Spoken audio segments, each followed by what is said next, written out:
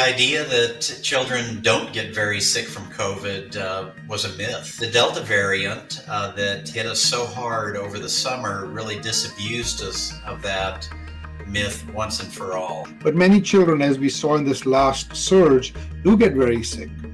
They do get into the hospital, they do get into the ICU, and they can be on a breathing machine, and unfortunately they can die.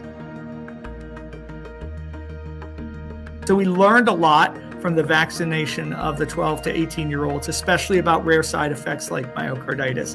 And so the vaccine trials that were done in the 5 to 11-year-olds looked at a range of doses, including the higher dose that we used in the adolescents and adults, and then lower doses. And so the lower dose was found to be very effective with fewer side effects, and that's what the vaccine is being based on. I think this is a tribute to our dedication to vaccine safety throughout all of these trials.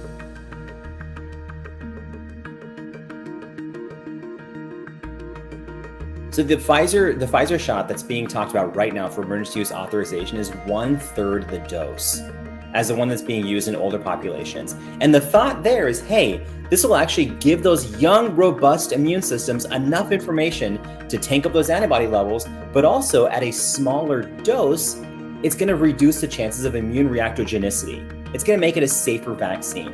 With this smaller dose, kids get great response and make good immunity, and also have the similar amount and severity of side effects that adults do. And there's no evidence that this vaccine has any effect on the development. There's also no reason, no biologically plausible reason that it would affect the development of your child. And the reason for that is that it is a protein that once it does its job in the body, it goes away. What every parent is trying to do is to protect their child and to make sure their child is healthy and happy. But with that, I think they should go to talk to their healthcare provider, ask their questions, and make sure they're comfortable. But I hope that you'll find that the right decision is to vaccinate your children, because this is really what we need to get things back to normal.